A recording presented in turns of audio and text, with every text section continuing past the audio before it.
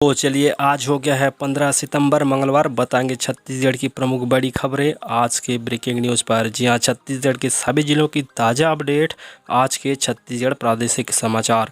प्रशासनिक, स्कूल शिक्षा, खेती व किसानी की नई योजना की समीक्षा, सबकी ताज़ा खबर आज के इस वीडियो पर। तो पूरी जानकारी के लिए पूरी वीडियो देखते रहिए और नए हो तो चैनल को सब्सक्राइब करके बेल आइकन को भी जरूर से दबा दीजिए और वीडियो पसंद आने पर लाइक और शेयर भी जरूर से कर दीजिएगा। छत्तीसगढ़ रिलेटेड इंपॉर्टेंट अपडेट हम आप लोगों को चैनल के माध्यम से देते रहते हैं। तो चलिए शुरू करते हैं आज का ब्रेकिंग न्यूज़। जी हाँ दोस्तों, सबसे बड़ी पहली खबर, कोरोना से निपटने के लिए छत्तीसगढ़ में 300 पदों पर होगी भर्ती।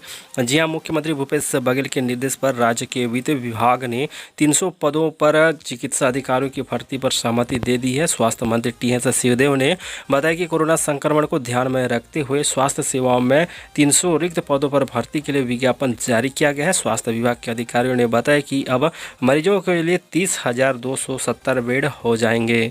जी हां, प्रदेश के कोविड अस्पताल और 186 कोविड केयर सेंटर हैं। राज्य की 19 निजी चिकित्सा भी कोविड मरीजों का इलाज कर रही हैं, जिनमें 1,304 बेड हैं। कोविड अस्पतालों में 2,775 और जनरल 406 और आईसीयू 370 एचयू बेड हैं। वहीं कोविड मरीजों के लिए जल्द ही 560 ऑक्सीजन युक्त बेड की व्यवस्था की जा रही है। इनमें राजधानी रायपुर स्थित लालपुर अस्पताल में 100 बेड, आयुर्वेदिक अस्पताल में 400 बेड और आईएससी अस्पताल में 60 बेड बढ़ाए जा रहे हैं। स्वास्थ्य विभाग के अधिकारियों ने बताया कि इंडोर स्टेडियम में भी ऑक्सीजन सिलेंडर की व्यवस्था की गई है। तो चलिए दोस्तों, इस तरह से खबरें। जी हाँ, स्वास्थ्य मंत्री टी.एस. सिंहदेव ने बताया कि कोरोना संक्रमण को ध्यान में रखते हुए स्वास्थ्य सेवाओं के 300 रिक्त पदों की भर्ती के लिए विज्ञापन जारी किए गए हैं। तो चलिए दोस्तों, आगे बढ़ते हैं। वहीं दूसरी ओर बड़ी खबर, जहां सड़क दुर्घटना पीड़ितों को तुरंत मदद, सीएम बघेल ने 15 गाड़ी लगाया।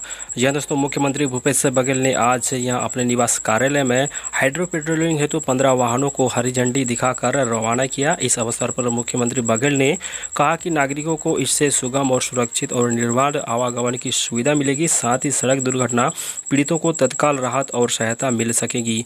उन्होंने कहा कि शासन दुर्घटनाओं को नियंत्रित करने के लिए प्रतिबद्ध है। दुर्घटनाजन्य स्थलों की पहचान कर हाईवे पेट्रोलिंग वाहनों के माध्यम से घायलों को शीघ्र ही मदद मिल जाएगी। शीघ्र मदद मिलने से सड़क दुर्घटना में घायलों के लोगों की जान बच सकेगी और दुर्घटना में भी कमी आएगी। मुख्यमंत्री बघेल द्वारा 10 जिले बलौदाबाजार, धमतरी, बालोद, बेमेतरा, कोरिया, जसपुर, सूरजपुर, बलरामपुर, कांकेर और कोंडागांव के लिए 15 हाईवे पेट्रोल वाहन की रवाना किया गया है। तो चलिए आगे बढ़ते हैं। रायपुर से आ रही है खबर। जी हाँ, रायपुर में एक और लक्ष्मण झूला जनवरी-फरवरी में शुरू करने की तैयारी। कोरोना काल में भी सबसे ज़्यादा चर्चा ऑक्सीजन को लेकर ही हो रही है। राजधानी के सारी एजेंसी ने शहर में अलग अलग जगह ऑक्सीजन डेवलप करने की ताकत दिखा दी है। जी हाँ, अब तेलीबांधा थाने के सामने कबाड़ की तरह पड़ी सरकारी जमीन के कुछ बेहद पुराने ढांचे को तोड़कर वहाँ ऑक्सीजन डेवलप करने की तैयारी शुरू हो गई है। इसे लगे हुए तालाब के किनारे कनेक्ट भी किया जाएगा, जिसके चारों ओर शहर की बड़ी अवंती विहार कॉलोनी है। लगभग 8 एकड़ इस ऑक्सीजन को जनवरी-फरवरी से शुरू करने की तैयारी है।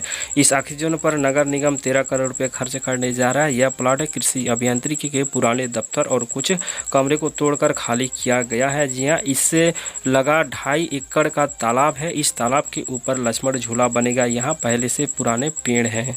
जी हाँ दोस्तों, इसके अलावा पूरे प्लाट पर घना वृक्षारोपण होगा ताकि साल भर में यह जंगल जैसा नजर आने लगे। जैसा कलेक्ट्रेट का ऑक्सीजन है, निगम ने जोन 9 के अफसरों को बताया कि अवंती विहार से आने वाली सड़क इससे जोड़ी जाएगी ताकि लोगों को आने जाने में सहूलियत हो। जहाँ तक लक्ष्मण झूला का सवाल है, खारून के बाद यह शहर का दूसरा लक्ष्मण झूला होगा।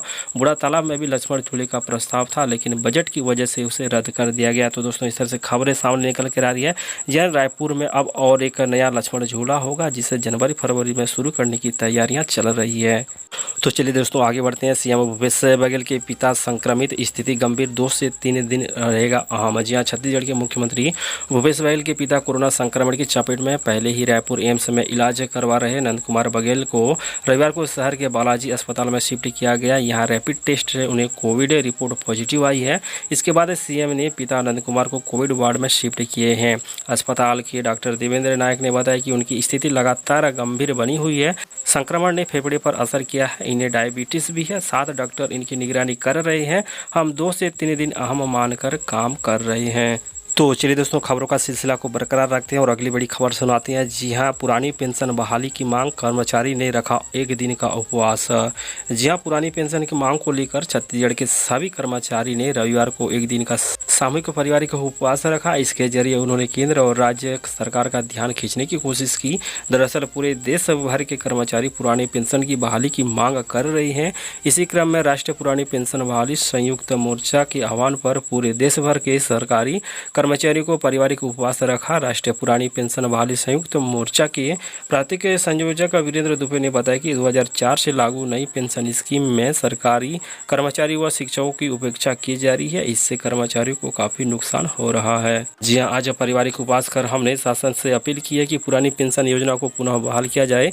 उन्होंने बताया कि कोरोना जैसी वैश्विक महामारी के चलते सड़क की लड़ाई न लड़कर शासन को सोशल मीडिया के माध्यम से विरोध जता रहे हैं। दोस्तों, इस तरह से खबरें सामने निकल कर आई है। पूरे प्रदेश के कर्मचारी पुराने पेंशन की बहाली की मांग कर रहे हैं। तो जी हाँ, चलिए आगे बढ़ते हुए जांजगीर चांपा से आ रही खबर है। बेरोजगारी की मार, सिर्फ 90 दिन की नौकरी के लिए टूट पड़े अभ्यर्थी। यह दोस्तों, कोरोना काल में कर्मचारियों की कमी से उबरने स्वास्थ्य विभाग अस्थायी तौर पर 90 दिनों के लिए स्टाफ नर्सिंग, लैब टेक्नीशियन एवं क्लीनर के 49 पदों की भर्ती प्रक्रिया शुरू कर दी है।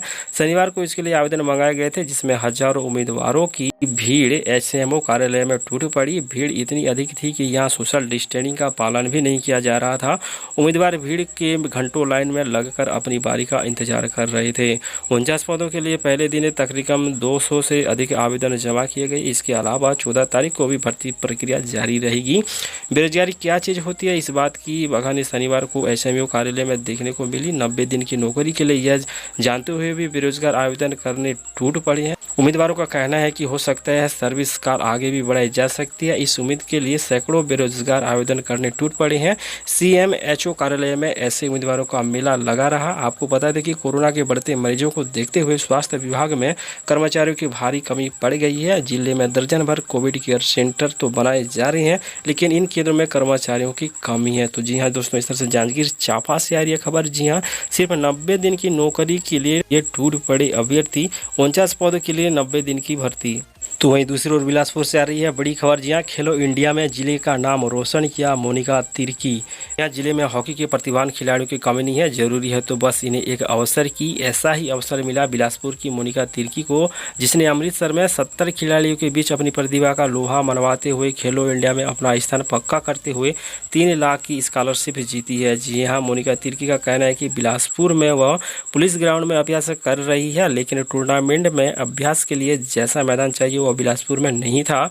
कभी रायपुर तो कभी राजनांदगांव में आयोजित प्रतियोगिता में खेल के दौरान स्टाफ मैदान पर अनुभव मिला। पंजाब खेलो इंडिया कार्यक्रम के दौरान थोड़ी घबराहट थी, लेकिन हौसला अगर बुलंद हो तो कुछ भी किया जा सकता है।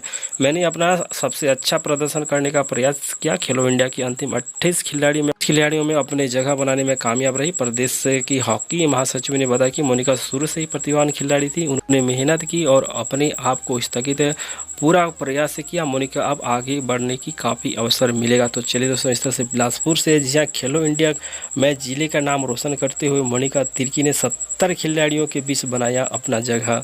चलिए दोस्तों, अगली बड़ी खबर की ओर। जी हाँ, सीएम भूपेश बघेल ने लॉन्च किया सीजी कॉप मोबाइल एप्लीकेशन। बिना थाना जाए मिलेगी ये 14 सुविधाएं। तो जान लीजिए दोस्तों, 14 सुविधाएं कौन कौन सी है जो कि बिना थाना जाए आपको मिलने वाला है।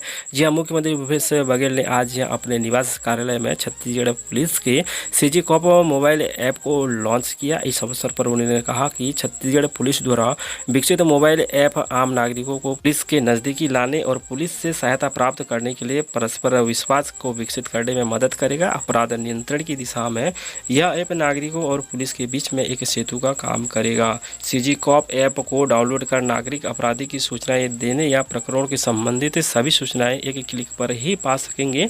नागरिक इस ऐप के माध्यम से कुल 14 प्रकार की सेवाओं का लाभ बिना थाने जाए ले सकते हैं। सीजी कॉप ऐप के माध्यम से नागरिक एफआईआर, ऑनलाइन शिकायतें, चोरी, गुम, जब्त वाहन, अज्ञात शव, पुलिस से साझा केस स्टेटस खोजें, पुलिस टेलीफोन निर्देशिका, चोरी, गुम, जब्त मोबाइल, गुमशुदा व्यक्ति सहायता केंद्र, गिरफ्तारी व्यक्ति विवरण, नजदीकी पुलिस थाना, गुमशुदा व्यक्ति की खोज और हेल्पलाइन सेवा का लाभ उठा सकेंगे। इस अवसर पर गृह मंत्री ताम्रध्वज साहू, मुख्य सचिव आरपी मंडल, अपर मुख्य सचिव सुब्रत साहू, पुलिस महानिदेशक डीएम अवस्थी, पुलिस महानिदेशक आरके विज और अशोक जुनेजा सहित पुलिस विभाग के वरिष्ठ अधिकारी उपस्थित थे।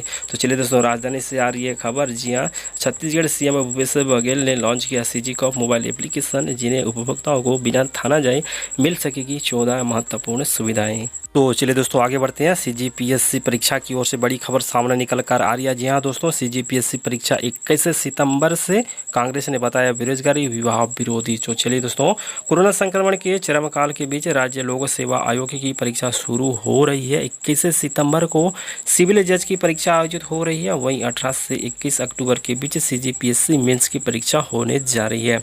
लेकिन परीक्षा की टाइमिंग को लेकर विपक्ष ने सरकार पर सवाल खड़े किए हैं। जनता कांग्रेस छत्तीसगढ़ के अध्यक्ष अमित जोगी ने कहा कि जब केंद्र सरकार ने नीट एग्जाम कराने की घोषणा की थी, तब कांग्रेस पार्टी ने पूरे देश का इसका जबरदस्त विरोध किया था, तर्क दिया था कि इससे परीक्षार्थियों के जान को खतरा है। लेकिन इसी कांग्रेस के प्रदेश सरकार कोरोना के चरम काल में सीजीपीएससी की परीक्षा करवा रही है। उन्होंने सवाल किया कि प्रदेश में कोरोना का संक्रमण खत्म हो चुका है। उन्होंने सरकार को अनुरोध किया कि प्रदेश के युवाओं को खातिर इस परीक्षा को फिलहाल थोड़े दिन के लिए टाल दिया जाए। तो चलिए दोस्तों, आ रही है खबर कि छत्तीसगढ़ पीएससी परीक्षा 21 सितंबर से शुरू होगी और वहीं 18 से 21 अक्टूबर के बीच सीजीपीएससी मेंस की परीक्षा भी शुरू होने वाली है। तो चलिए दोस्तों, आगे बढ़ते हैं और कवर्धा से आ रही बड़ी खबर हम आप लोगों को सुनाते हैं। जी हाँ, डोंगरगढ़ कवर्धा और कटघोरा रेल लाइन को मिली मंजूरी। जी हाँ, डोंगरगढ़ कवर्धा कटघोरा रेल लाइन को लेकर सांसद संतोष पांडे ने निरंतर पत्राचार एवं संसद में निरंतर आवाज उठाने का परिणाम अंततः लोकसभा क्षेत्र को प्राप्त हो गया है। रेल मंत्रालय ने उक्त रेल लाइन की मंजूरी दे दी है और इसे संबंधित पत्र छत्तीसगढ़ मुख्य सचिव को प्रेषित भी कर दी है। यहाँ 295 किलोमीटर की लंबी रेल लाइन निर्माण की प्रक्रिया अब आरंभ होने को है। स्वीकृति पर प्रसन्नता व्यक्त करते हुए संतोष पांडे ने प्रधानमंत्री नरेंद्र मोदी तथा रेल मंत्री पीयूष गोयल के प्रति आभार व्यक्त करते हुए बताया कि निर्माण agency Chhattisgarh rail corporation limited होगी, जिसकी संभावित लागत 4021 करोड़ रुपये है। परियोजना का सर्वाधिक लाभ जिले के डोंगरगढ़ कबीरधाम को मिलेगा, जहां स्वतंत्रता के बाद से ही रेल लाइन की कमी महसूस की जा रही थी। रेल लाइन निर्माण न सिर्फ डोंगरगढ़ से कवर्धा होकर कोरबा यात्रियों को राहत मिलेगी, वरन कोयला एवं अन्य खनिजों के परिवहन में भी रोजगार के अवसर भी पैदा होंगे। जो इस तरह से आ रही है कवर्धा से एक बड़ी खबर, जी हाँ, जहाँ पर रेल लाइन की मंजूरी दी गई है। अब डोंगरगढ़ कवर्धा और कटघोरा जोड़ेगी रेल लाइन भी। तो चलिए दोस्तों, आप देख रहे थे इस तरह से 15 सितंबर छत्तीसगढ़ की प्रमुख बड़ी खबरें। उम्मीद करते हैं वीडियो आप लोगों को अच्छा लगा हो तो वीडियो को एक लाइक जरूर से कीजिए, ज़्यादा से ज़्यादा मित्रों को शेयर कीजिए और आपने अभी तक हमारा इस चैनल को सब्सक्राइब नहीं किया तो सब्सक्राइब करके बेल आइकन को भी जरूर से दबा के रखिएगा। तो मिलते हैं अगली वीडियो पे। नमस्कार।